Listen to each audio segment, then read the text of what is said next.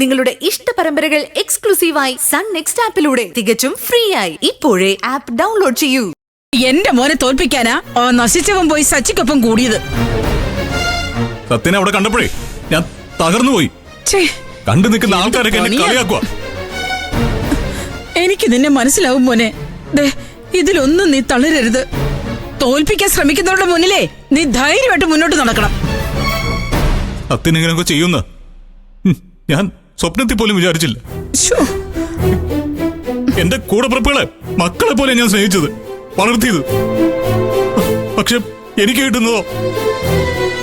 ഏട്ടനിങ്ങനെ വിഷമിക്കാതെ പിന്നെ നിന്നെ പോലുള്ള പാമ്പുകൾക്കാണല്ലോ എന്റെ മോൻ പാല് കൊടുത്ത് വളർത്തിയത്. എടാ, നീ തളരരുത്. നിനക്കൊപ്പം അമ്മയുണ്ട്. എല്ലാത്തിനും പിന്നിൽ ആ സച്ചിയാ നിന്നെ തകർക്കാൻ നോക്കുക. അത് ശരിയാ.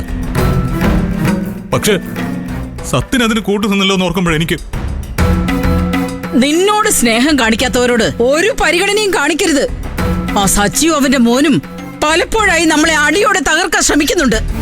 പക്ഷെ ആ ഗോകുലാണെങ്കിൽ ഇവളെ സ്നേഹിച്ചു വഞ്ചിച്ചു. അതൊക്കെ എന്തിനാ ഇപ്പൊ പറയുന്നേ? അതൊക്കെ കഴിഞ്ഞ കാര്യങ്ങളല്ലേ. അതൊന്നുമായിട്ട് ബന്ധമില്ലാതെ ഞാൻ കുടുംബമായിട്ട് ജീവിക്കുക. ഇനി പഴയ കാര്യങ്ങൾ കുത്തിപ്പൊക്കി എന്റെ ജീവിതം തകർക്കരുത്. നീയൊക്കെ അങ്ങനെ പറയൂ. നിനക്കൊക്കെ നിന്റെ ജീവിതമാണ് വലുത്. അതാണല്ലോ അനുജത്തിയും ചേട്ടനും കൂടി ഇന്ദിരനോട് ഓരോന്നൊക്കെ ചെയ്യുന്നത്. എല്ലാവർക്കും എല്ലാം ഉണ്ട്.